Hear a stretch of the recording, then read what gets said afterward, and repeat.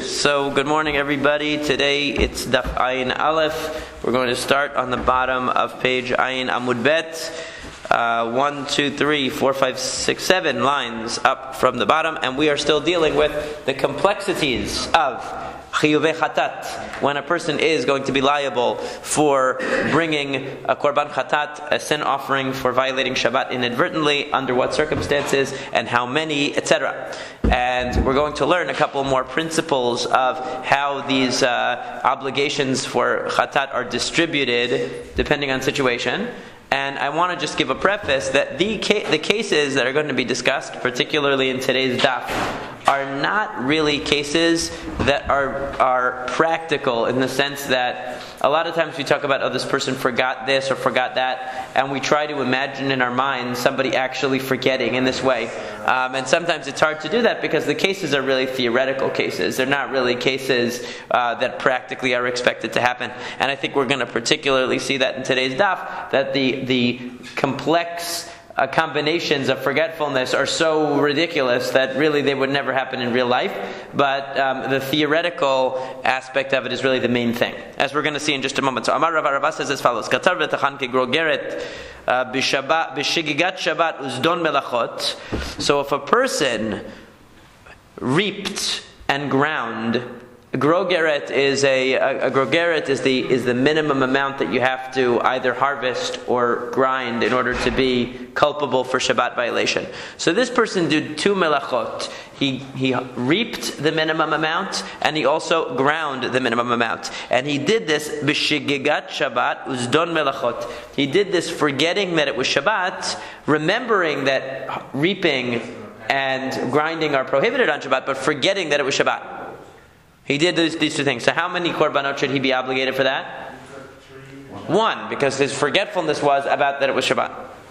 But then, and here's where the case gets really unrealistic, and you have to keep in mind that the case is not meant to be realistic, but it's meant to be illustrative of a principle. Okay? So then, v'chazar v'katzar v'tachan grogeret, and then he went back and he reaped and he ground again the minimum amount. Bizdon Shabbat v'shigigat melachot. This time he remembered it was Shabbat, but he forgot that you can't harvest and you can't grind on Shabbat. Now, what's the likelihood that this person remembered that that this person 1 second ago or earlier in the day remembered that you could grind and that you're not allowed to grind and you're not allowed to harvest on Shabbat, but he forgot it was Shabbat, and then later he remembered it was Shabbat, but he forgot about the melachot? It sounds like a very unlikely combination, but let's imagine that such a thing happened for whatever reason. So then the question is, can we combine these two violations in any way? So Rava says is this. He says, now if these two cases were taken independently, what would the halacha be?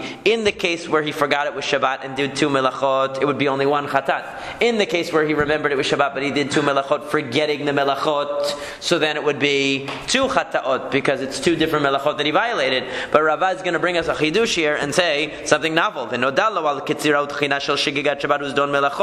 Because what happened was, he became aware of the fact and realized that he had violated Shabbat, forgetting that it was Shabbat. Let's say at 9 o'clock in the morning he realized that he woke up, he harvested and he ground flour, forgetting that it was Shabbat. He realized, oh, I'm obligated in a korban chatat for that. I did two melachot, but it's one chatat. And then v'nodalo k'tzirav al tchina shel zdon Shabbat v'shigigat melachot. And then he realized, and you know what? At 12 o'clock, I remembered it was Shabbat, but I forgot I wasn't allowed to harvest and I wasn't allowed to grind, and I did that. So in other words, that was the order. So he remembered the first one, and when you remember the violation, when you become aware, that's when you become obligated. So he became obligated in the first korban when he remembered that incident, and then later on he remembered the second two violations, which are independent violations, because in that case he had forgotten the melachot. So what happens? So Rava says, "Ketzira goreret ketzira, utchina goreret techina." This is the novel idea of Rava. He says, you know what? Since he's already bringing a korban for harvesting and for grinding on Shabbat, even though he has to only bring one korban for the violation in that case, because he forgot it was Shabbat. So he had consolidated the first two chilulei Shabbat were actually consolidated into one, because he forgot it was Shabbat and he did these two sins. Okay, these two melachot. And he had already remembered that. and therefore he had already become obligated in bringing a korban. What was the korban covering? It was covering 2 desecrations of Shabbat, but they were caused by the same mistake. And one of the desecrations was harvesting, and one of them was grinding. So what Rava says is, since the second 2 violations, in other words, the other 2 violations, which normally would have obligated him in 2 more korbanot, are the same exact behavior. Because it started from the same oversight. Right, but by the time he got to that, it was a new oversight, because now he remembered it was Shabbat, but he forgot about Kitzirah and he forgot about Techinah. So if we were looking at in other words, that's the Chidush here, that if we were looking from the perspective of how many mistakes were made, actually a total of 3 mistakes. Because he made a mistake forgetting it was Shabbat, even though he did 2 actions. We don't care how many actions you do. If you forget it's Shabbat, it's 1 mistake. And then he remembered it was Shabbat, but he forgot about not harvesting, and he forgot about not grinding, so that's 2 more mistakes. So really it should be a total of 3 chata'ot, because there were 3 mistakes. However, since the first korban he became obligated in was already covering for harvesting on Shabbat and grinding on Shabbat, because the first desecration of Shabbat was how it happened. So even though the second time and the third time that he violated Shabbat, that's second and third error, forgetting harvesting was prohibited, and forgetting grinding was prohibited. Even though really we should look at that as 2 new phenomena, they can all be lumped together with the first 2, which was forgetting with Shabbat. So it sounds like the Gemara is taking into consideration the momentum that you get from one. No, because we don't even know when this happened. It didn't have to. I'm making it simple. I'm making it simple. It could be that it happened on 2 different Shabbatot. I'm just making it simple that it's when he remembered it. But the first remembrance was, I forgot it was Shabbat and desecrated Shabbat. I realized that I forgot it was Shabbat and I harvested and ground. What a dunce I am! How could I do that? And then the point is that he hasn't. That could be 5 Shabbatot ago. And then this Shabbat he did it again, but this time he forgot it. He remembered it was Shabbat, but he forgot about that those 2 malachot were prohibited. And then he realizes, hey, 5 weeks ago I did this. What was the other way? So that's next. Don't look at that yet, because that's the next case. So this case is that he became obligated in the general chatat that covered the first 2 violations, because the first 2 violations were reducible to 1 mistake. And then the other 2 violations, which wouldn't have normally been reducible to 1, because they're 2 different mistakes. He forgot harvesting was prohibited, he forgot grinding was prohibited, but we're able to consolidate them because the actual violation was the same, even though the mistakes were different. So then I don't understand. What do you mean what's a chidush? Let's say the person normally, let's say this happened. Let's say you forgot it was Shabbat and you violated with the 39 melachot, all of them. So how many chata'ot are you going to bring? 1. Now let's say you remembered it was Shabbat and you did 10 melachot. How many are you going to bring? 10. Right? So that's 11. He's saying no, even though really you should be obligated in 3 korbanot. 1 for the time that you forgot it was Shabbat. And in terms of, goreret, whatever. He's saying that since they were both Ketzirah and Techinah, since they were both harvesting and grinding, even though the error involved was a totally different error, we can consolidate these into 1 korban.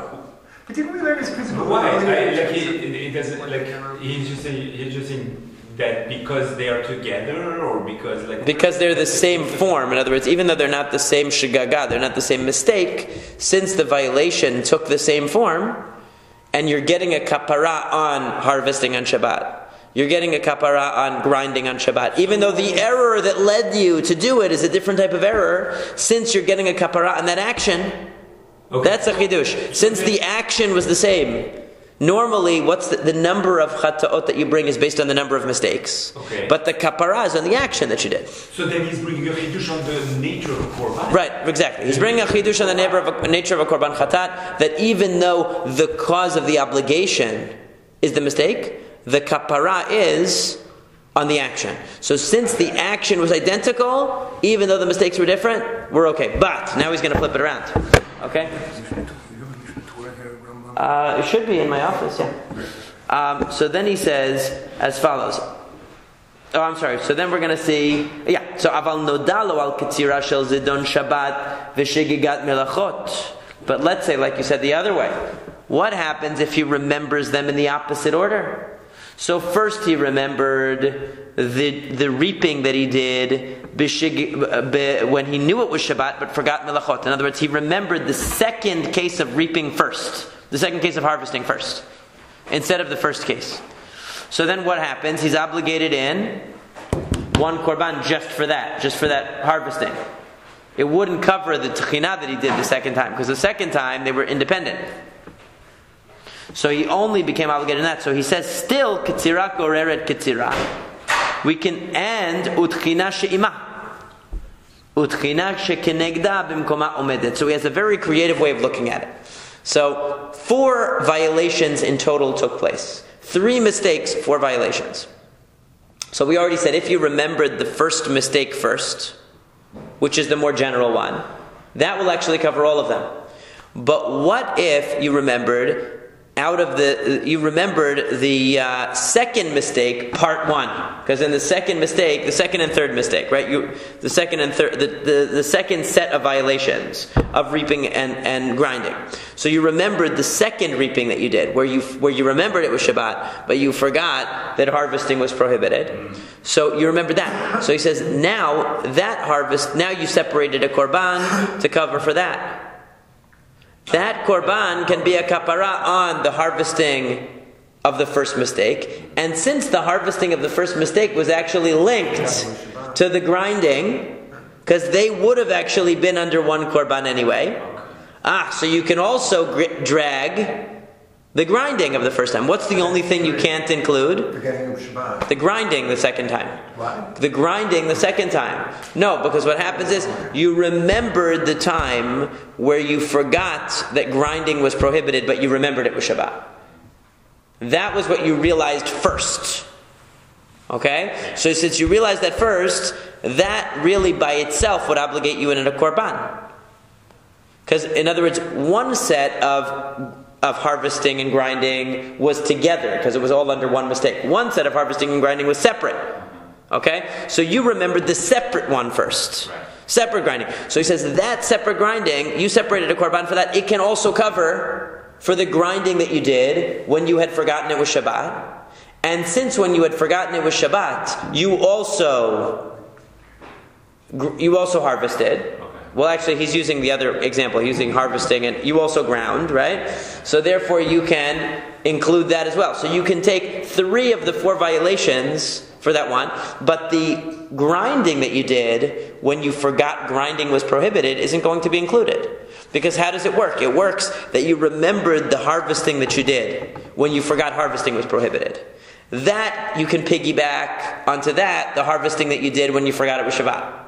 And since the harvesting you did when you forgot it was Shabbat was already paired with the grinding that you did when you forgot it was Shabbat, all 3 of those can be under the one korban.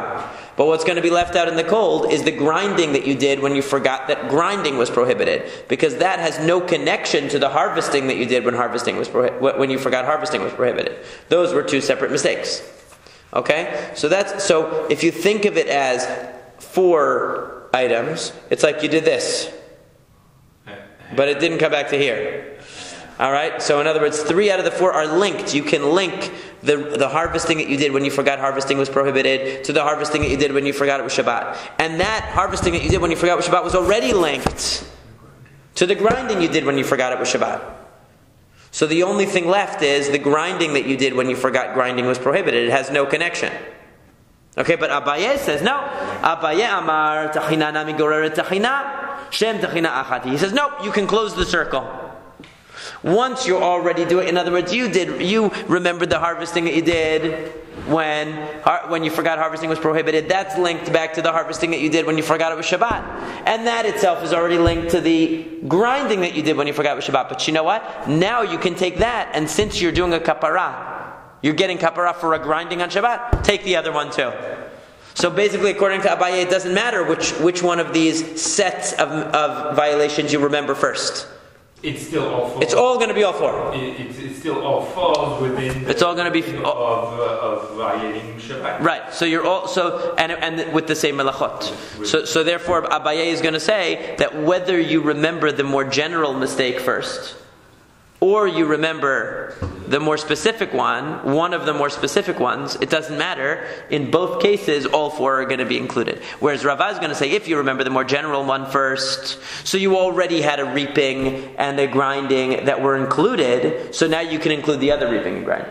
But if you remembered one of the specific mistakes first, like just harvesting, that can only cover the other harvesting and the grinding that's connected to it. But it can't cover the other specific grinding that is independent.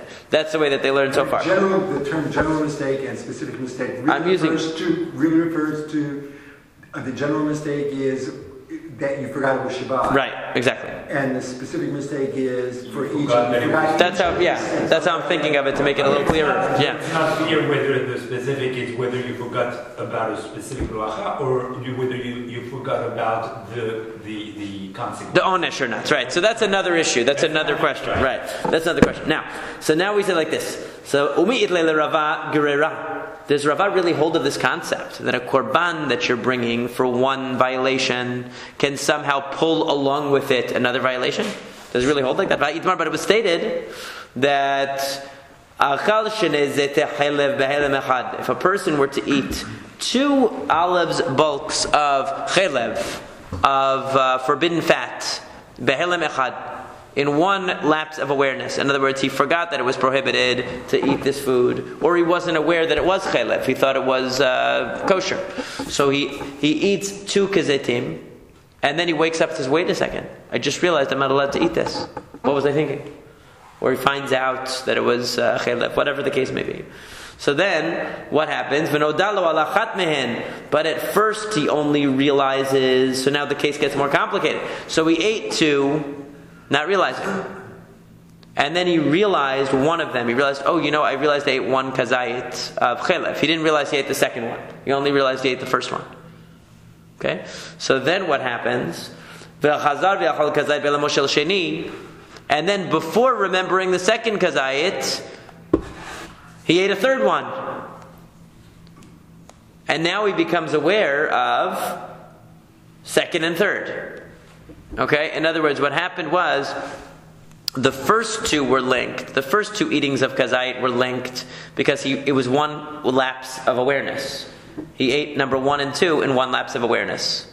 He also ate 2 and 3 in one lapse of awareness because when he realized that he had eaten 1, he still hadn't realized that he ate 2. So in this case, it is momentum. Right, so there's some momentum here. So he didn't realize that he ate 2, and then he ate number 3. So number 2 and 3 are connected because they took place in the same lapse of awareness. Number 1 and 2 are connected because they took place in the same lapse of awareness. Number 1 and 3 are not, because before he ate number 3, he had already realized that he had eaten number 1. Okay, so what happens in this case? Amar Rava says, Hevi korban al rishon v'sheni mitkaperin. If he brings a korban on the first, that can include the first and second one, because the first and second one took place in the same lapse of awareness, so it's all one shigaga. It's all one mistake. However, he says, Shlishi eno mitkaper, but the third one is not going to be included because the third one is only connected to number 2. It's not connected to number 1. So if he separated a korban to be a kapara for number 1, and then realizes that he made this mistake with number 2, that can now cover number 2 because number 1 and 2 is already linked. But not 3, because number 1 and 3 are not linked.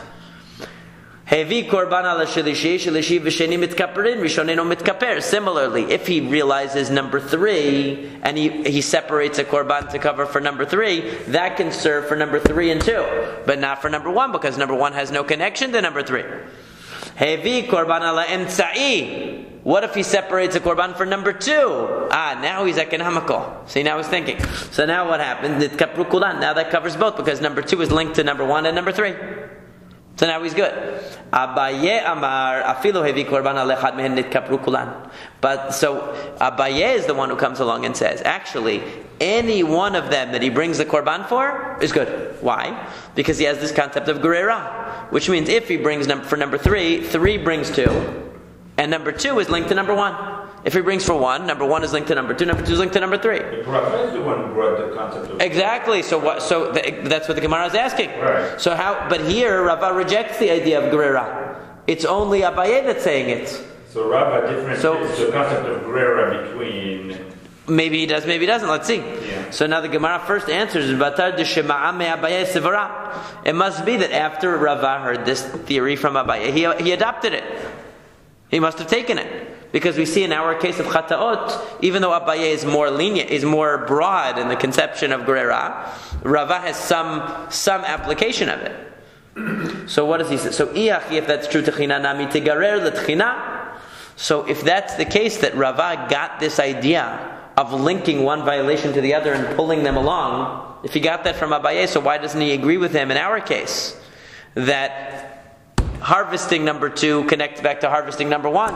And harvesting number 1 is already connected to grinding number 1. So why can't grinding number 1 be connected to grinding number 2 and we cover everything? So the answer is, Grera itle, Grera di Grera litle. He has a limit on it. He says you can do that once. One jump is enough, not 2. What do you mean once? Like once in a lifetime? No, in one case. In other words, it's too far. You're extending it too far. So harvesting number 1 can link back to harvesting number 2 can link back to harvesting number 1, which is already connected to grinding number 1. But you can't now make another leap back to number 2. You can't really call that Gurer, Gurer, Right. Because what Gurer implies that, one follows the other. Right. So there's only one step. You can only make one step. You can't make 2 steps. That's what Rava is saying.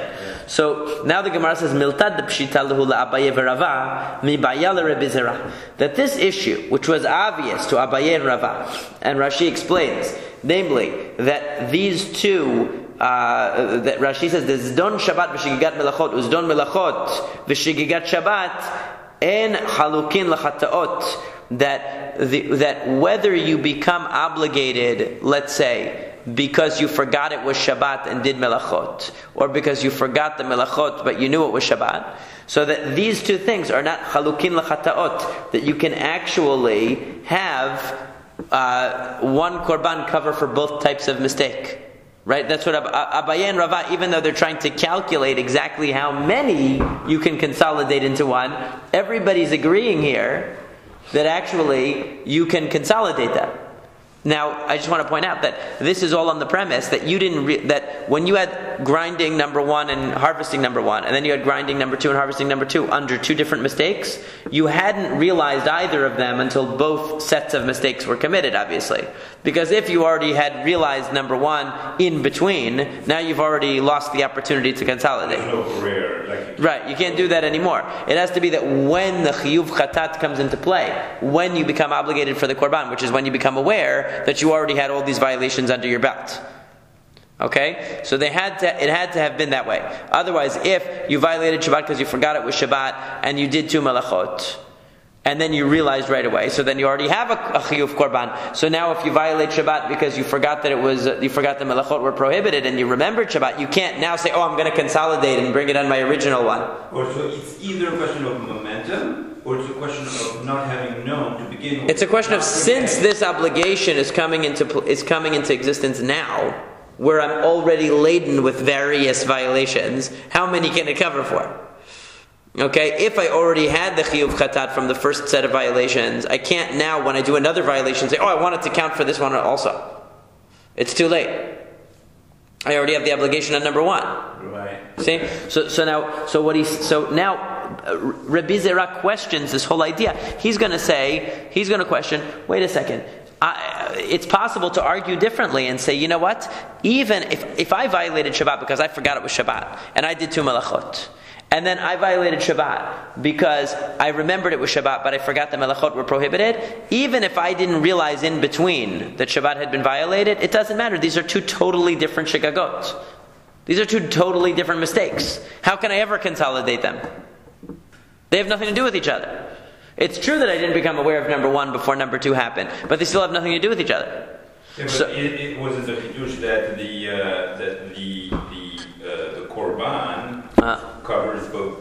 Right, but he's questioning that whole premise. He's going to question it. So he's going to say Deba'e Rabbi Zera mi Rabbi Yassi, because Rabbi Zera asked Rabbi Yassi. V'amrilan, some say Ba'amine Rabbi Yirmiyah mi Rabbi Zera. Some say Rabbi Yirmiyah asked Rabbi Zera. Katzar v'tachan chatzi grogeret v'shigigat Shabbat v'zdon melachot v'chazar v'katzar v'tachan chatzi grogeret v'zdon Shabbat v'shigigat melachot ma'u sheyitztarfu. So they asked him a question. What if a person forgot it was Shabbat? Okay? and they remembered the melachot. But what did they do? They harvested and they ground half a grogeret. Okay? In other words, they didn't do enough to constitute violating Shabbat.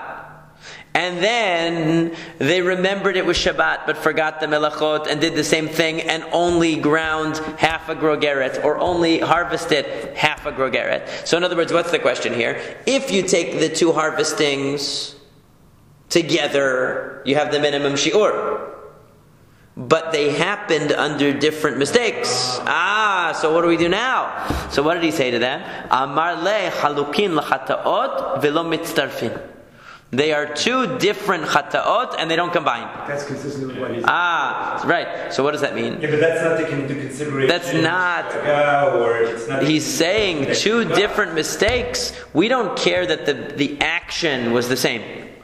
We don't care that in total, you did a sum total of a grogeret's worth of a fig's worth of grinding or harvesting on Shabbat. We care that you did half a grogeret under one mistake, half a grogeret under another mistake. Sum total, nothing. There's no sum.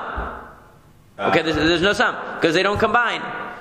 See, so therefore, Rabbi Zera is questioning the whole idea. They don't combine there. So how can they combine here? In other words, how can Abaye and Rava say? In other words, according to Rabbi Zera, would reject what Abaye and Rava are saying, because Abaye and Rava are saying that you can take violations that happened under two different mistakes and consolidate them. Whereas Rabbi Zera is saying, no, you cannot combine them. If they don't combine in the negative, they can't. They're not going to, right? If they're not going to combine here, they're not going to combine. Yeah. They're not going to combine to help you, right?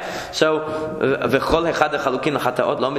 is it really true what Rabbi Zera says that whenever things are chalukin l'chataot would require two different chataot that they don't combine? In other words, he's saying they don't combine even for one korban. Right? So where do we get that idea from? But we learned in the Mishnah. If a person ate forbidden fat twice under one spell of unawareness, he's only culpable for one.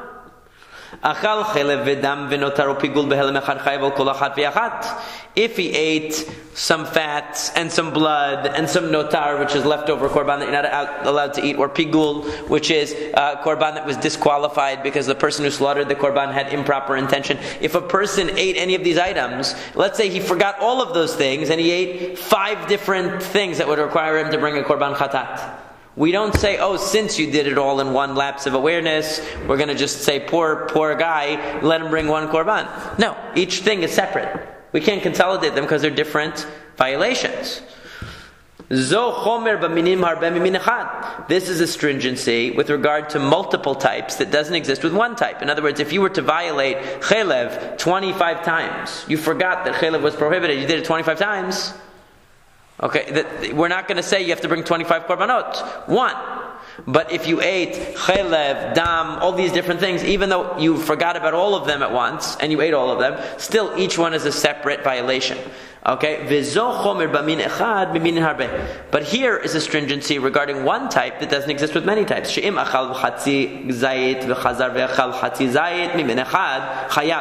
if you went and ate half a zayit of one type, and half a zayit of the same type. In other words, you ate half a zayit, you came back, you ate another half a zayit, chayav. Mishnei minin patur. But if you ate half a zayit of one type of prohibited food, and half a zayit of another type of prohibited food, it's not going to combine. But if you ate half a zayit of the same thing and another half a zayit, it is going to combine. We ask the following question. We're not done with the problem yet. Why do you have to tell me that if I ate half a zayit of something and another half a zayit of the same thing, that I have to bring a korban? That is obvious. That's called eating. You don't eat a whole zayit at once, right? You have a few pieces of it. Va'amar Reish Lakish mishum bar tutnei, and what did Reish Lakish say in the name bar tutnei? Achav b'ma yaskinan kegon she'achalo b'shnei tamchoyin v'Rebbi Yehoshuahi da'amar tamchoyin mechalakin. That what is this Mishnah coming to tell you?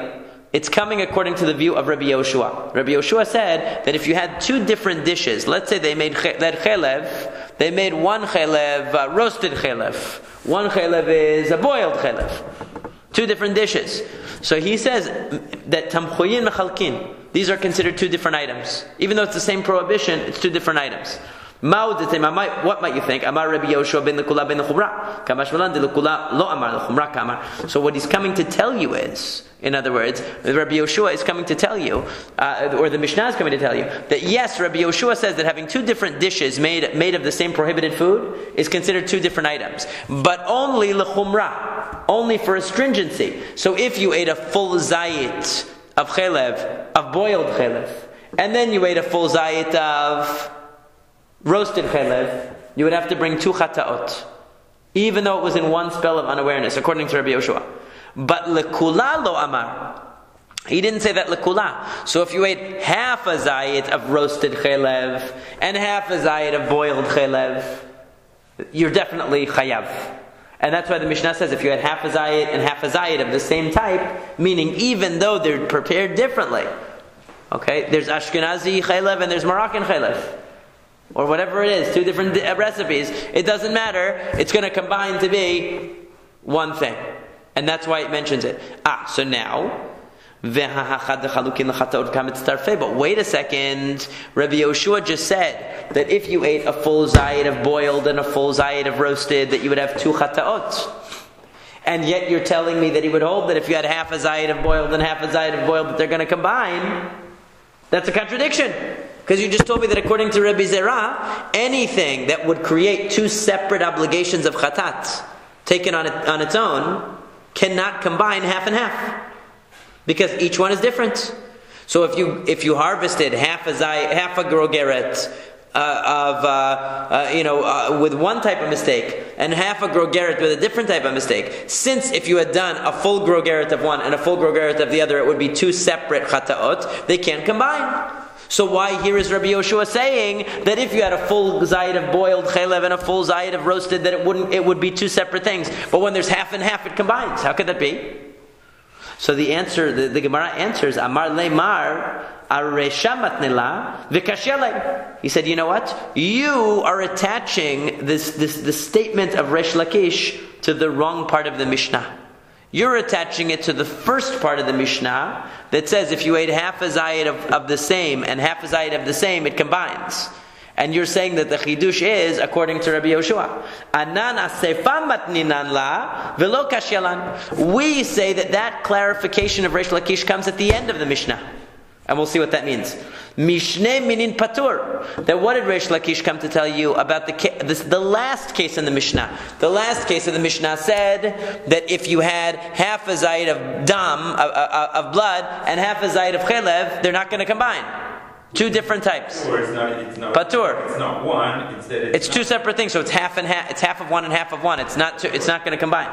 So tricha lememar. Isn't that obvious? We ask. Ve'amar Resh Lakish. This is where Resh Lakish came. Mishum bar tutnei, in the name of bar tutnei le'olam mimin echad. That really, when it says if you ate half a zayit of one and half a zayit of the other type, it doesn't really mean 2 different types. That's impossible because that would be obvious. What does it mean? It means that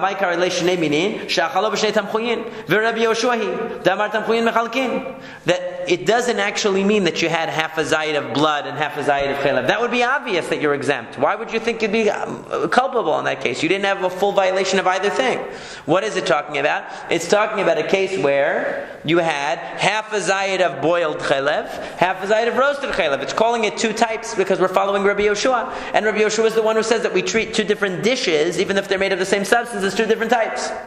And therefore, Kamashmalan, the Amar Rabbi Yoshua ben lekula ben lechumra, which means to say that Rabbi Yoshua has it both ways. When you have a full zayit of boiled chelev and a full zayit of roasted chelev, you bring 2 korbanot because we treat them as separate.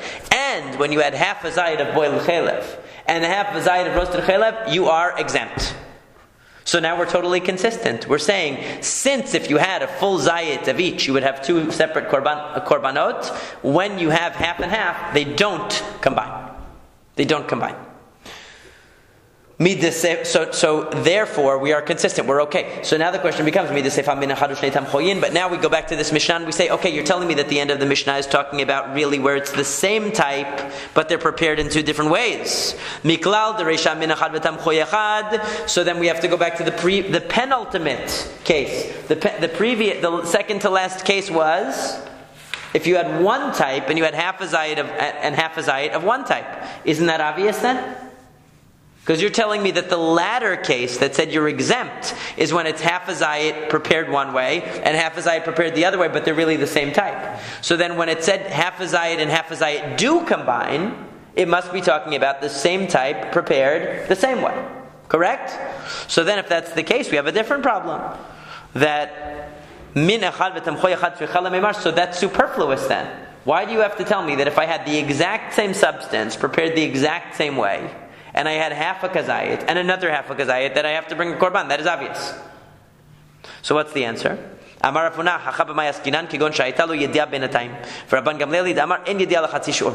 That this is going according to the opinion of Rabban Gamliel. And what it means is that if a person ate half a zayit and then realized, oh, shoot, I had half a zayit of chelev, what am I thinking? And then he forgot again and he ate another half a zayit of it. He forgot he wasn't allowed to. So Rabban Gamliel says it still combines.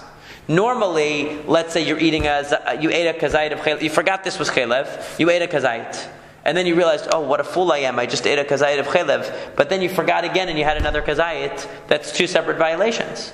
But if you only had half a kazayit and realized, whoops, I had half a kazayit, good thing I didn't have the rest of it, I would have been chayav to bring a korban, and then you forgot again and you had another half zayit, so you might say, well, he broke up the violations into two lapses of awareness. So they shouldn't combine. The chidush is, according to Rabban Gamliel, they still combine, because since you're first when you came to awareness the first time, you only came to awareness about a half a kazayit. And a half a kazayit doesn't mean anything. So that coming to awareness doesn't divide the two violations. Because it didn't mean anything, half a kazayit. It didn't obligate you in anything. So if you had a full kazayit, and then you forgot, and then you remembered, and then you forgot again, so the first remembering actually obligated you in something. That's why it separates violations. But if in the first case all you had was a half a kazayit, when you remembered, it didn't do anything. So it doesn't divide the violations. So when you have the other kazayit, when you forget again and you have the other kazayit, now it's one violation. That's what Rabban Gamliel says. So we have two cases. We have within the same Shabbat, or is it? Yeah, well, it would have to be, because it should be one action. Right. Yeah. So in fact, it would have to be within a kedei achilat pras. It has to be within the amount of time it takes to eat. Right. Yeah. So itmar, so that's the way that we work it out. So basically, you have a fundamental theoretical distinction between Abaye and Rav on one hand, who basically hold that even though they're two totally different mistakes. One mistake is forgetting it's Shabbat. One mistake is forgetting that the melachot are prohibited. You can consolidate and combine into one korban. And then you have Rabbi Zera, who has a totally different theory. That since these are two separate shigagot, they are totally separate. They cannot be combined in any way. Not in terms of korbanot, and not even in terms of measurement. They can't be combined. Okay, so now we get to the next bit. Itmar, we stated, what happens if the following occurred? You had a delicious plate of chelev in front of you. You forgot that it was chelev, you thought it was kosher. You had one kazayit, and then you had another, it was so good, you had two kazayitim. And then you said, oh my gosh, I just realized I had one kazayit of chelev. You didn't realize you had two. You realized you had one kazayit. So what happens? And then later, you realize you had two. So first you realized I had one. They said, oh my gosh, and I actually went back to the plate and I had two kazaytim. Oy vey! This was a bad day. So what do you do now?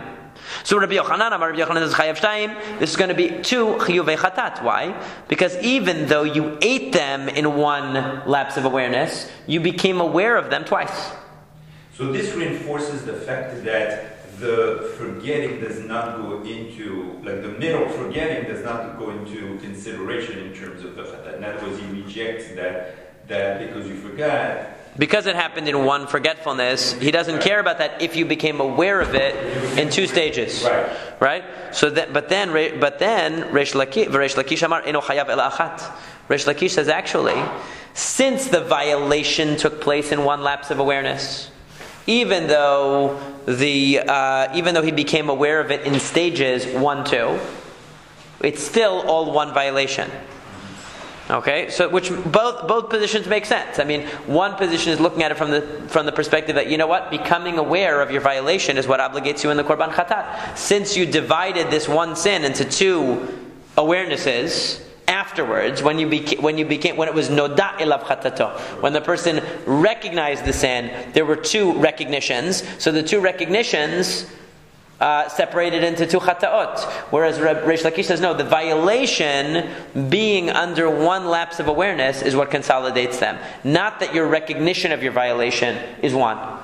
Okay, so that's where Reish Lakish says. So, for Rabbi Yochanan Amar Chayav al chatato vehevi. Where does Rabbi Yochanan get the idea that it goes by your awareness? Because it says al chatato vehevi. When he brings the korban, it's al chatato. It's on his sin. So Rashi says that what does it mean? Mashma al kol chatat v'chatat yavi, which means on each chet he brings. So true, he could have, if he had become aware of it all at once in one fell swoop afterwards, he could have said that it was consolidated into one violation. But since really it was two kezetim, and he became aware of it as two, therefore he has to bring two korbanot. V'reish Lakish amar patur mechatato v'nislach lo, because it says mechatato v'nislach lo, that even if you bring a korban al miktzat chatato, on part of it, it's enough. Since the two things happened in one lapse of awareness, and you're bringing a korban, even though you became aware of it in two stages, that first awareness that you had will include both parts that happened in the single lapse of awareness. Okay, that's the way Reish Lakish says. So now we say as follows. What about the fact, according to Reish Lakish, that it says al chatato, implying for each sin a separate korban? And in this case, even though he did it in one lapse of awareness, it was two different sins, and he even became aware of them separately afterwards. So he says hahul achar kapara. That means that if he became aware of the first eating of the kazayit, and he already brought his korban, and then he says, oh my gosh, I actually ate two kazetim, I went back to the plate twice. Now he has to bring another one, because they were really separated. He already atoned for number one before he even became aware of number two.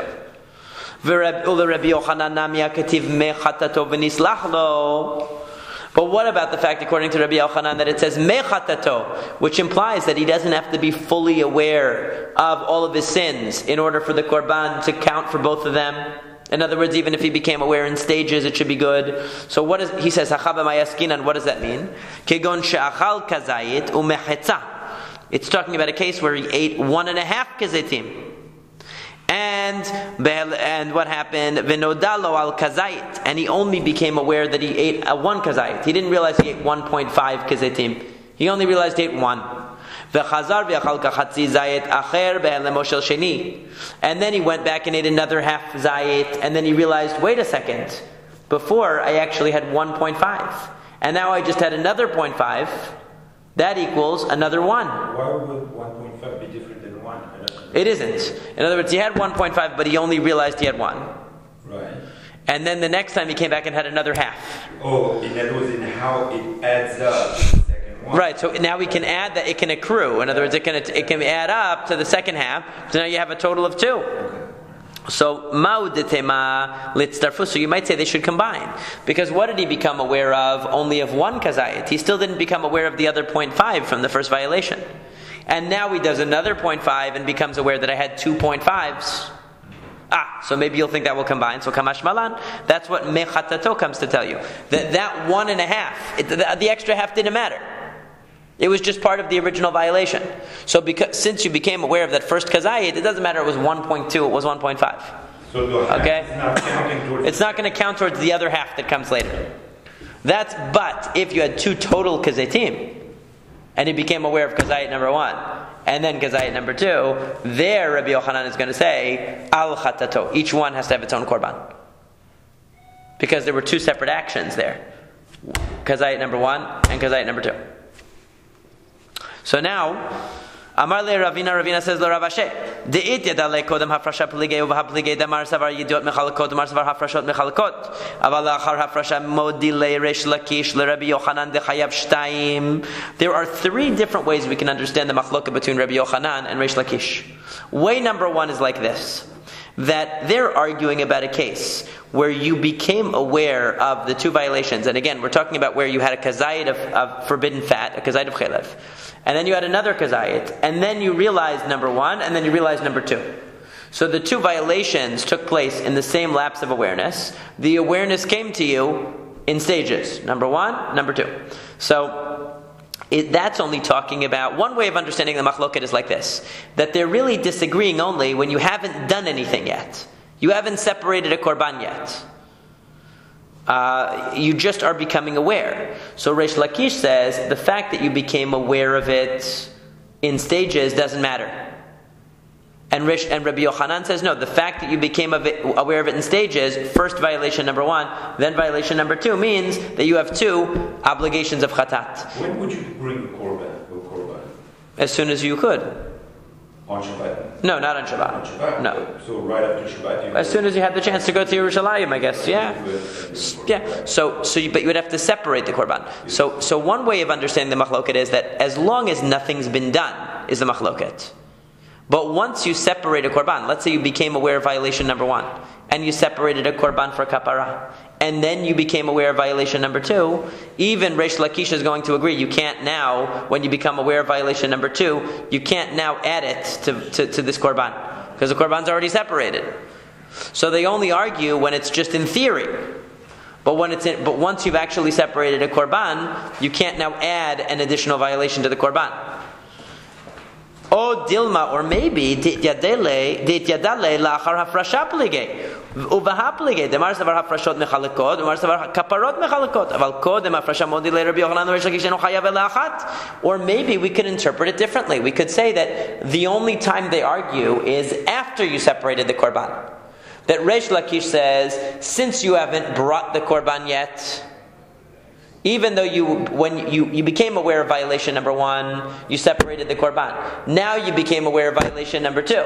He says you can add it on because you didn't offer the korban yet. And Rabbi Yochanan says no, since you already separated this korban to be used for the first violation, even though the violations 1 and 2 happened in the same lapse of awareness, but since you became aware of number 1 first and you separated a korban, you can't add anything now to that korban.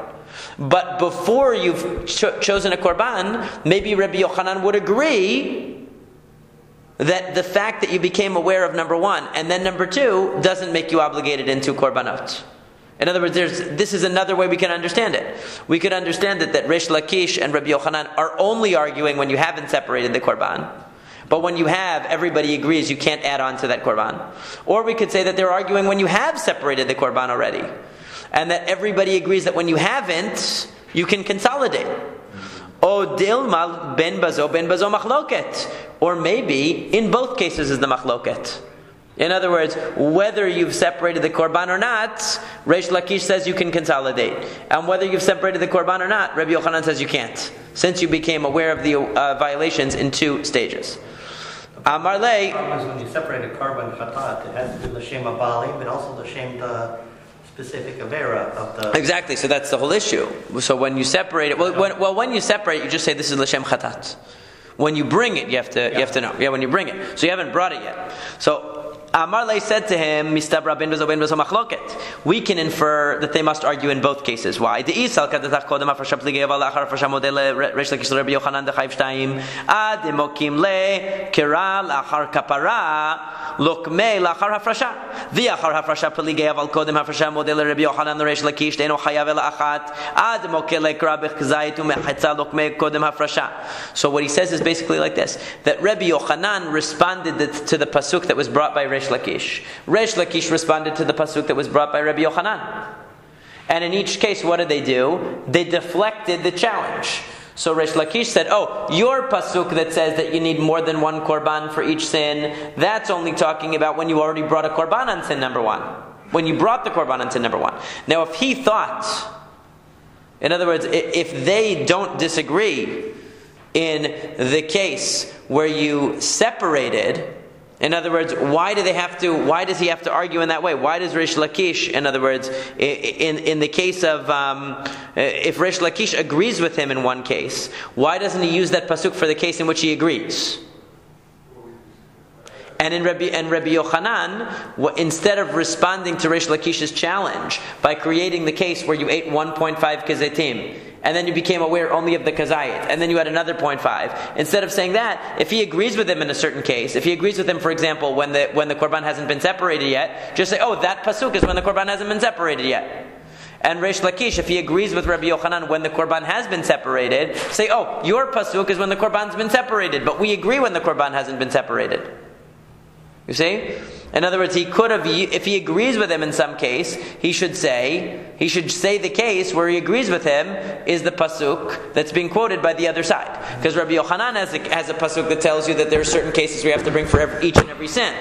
And Reish Lakish has a case where it says that there's times where even becoming aware of only part of the sin, and still you only have to bring one korban. So Rabbi Yochanan responded one way, and Reish Lakish responded. So why do they have to deflect the psukim like that? Just if they actually agree in a certain case, if Reish Lakish actually agrees in a certain case, for example, when you've already separated the korban, that you can no longer add on to it any more violations. So he should just say, oh, your pasuk is where you separated the korban. And if Rabbi Yochanan actually agrees with Reish Lakish where you haven't separated the korban, then it would be okay to add violations. So when he's challenged with the pasuk, he should say, oh, that's talking about before you separated the korban. Right? In other words, if they have an area of agreement, then they should use that instead of deflecting. But the Gemara says, no, v'dilma sapokim misapkalem. But maybe the Bnei Yeshiva, maybe those who were reporting this discussion weren't sure. They weren't sure. So what did they do? They said, V'im timtze lomar ka'amar. Im timtze lomar kodem afrasha p'ligeba. And if you're going to tell, in other words, since they didn't know what the parameters were, they had to say hypothetically, what would Rabbi Yochanan respond to a challenge? So if you're going to say that they argue even before the korban was separated, in other words, there's no case in which they agree. Even before the korban is separate. So Rabbi Yochanan hechi mokele lekra bechzayru mechetza. Then what's Rabbi Yochanan going to do with the pasuk that says that there's a case where even becoming aware of only part of a violation is still enough? Right? So, like where you remembered the 1 and you didn't remember the 1.5.